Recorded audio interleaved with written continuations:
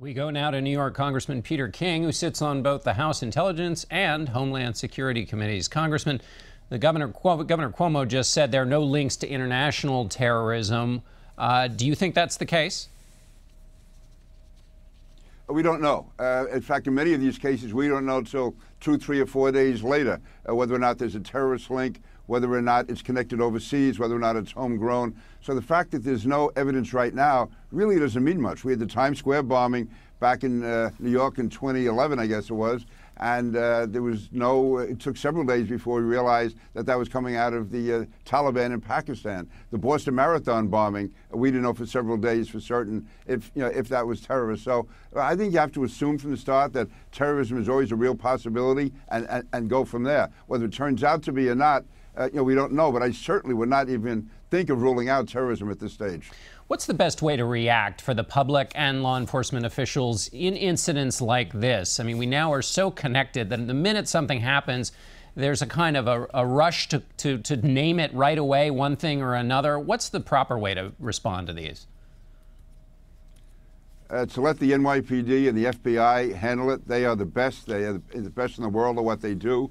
And also to realize that as we go forward, that terrorism and these type of attacks, whether they're coming from overseas or whether they're homegrown or whether they're just malcontents, we are always vulnerable to these type of attacks. And that's why it's so important that the police be allowed to do their job, that we have to have surveillance, we have to monitor so we can tell in advance when these are going to happen, or at least have a better grip on when they could be happening.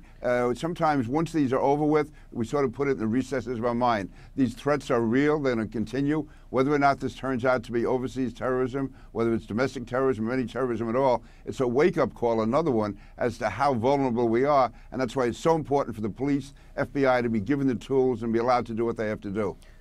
And if New York can be hit, a city that has been on top of this issue obviously since 9/11, what more can be done? Isn't this just these kind of things are going to happen? They're part of the new normal. No, I don't think we can accept it as being part of a new normal. So, go to the larger debate. To me, it's why the NSA is important. It's why surveillance of communities where the threat can be coming from is important. Why we can't allow over-concern about civil liberties to get in the way of solid law enforcement. Let's not let political correctness stop the police and the FBI from doing the investigations that they have to do. I've used the example many times. When you're going after the mafia, you go to the Italian communities. Irish communities when you're looking for the Westies. And right now, if the threat is from Islamist terrorism, we go to Muslim communities. You don't look for the Ku Klux Klan in Harlem. All right. Congressman Pete King, thanks so much for being with us. We appreciate it.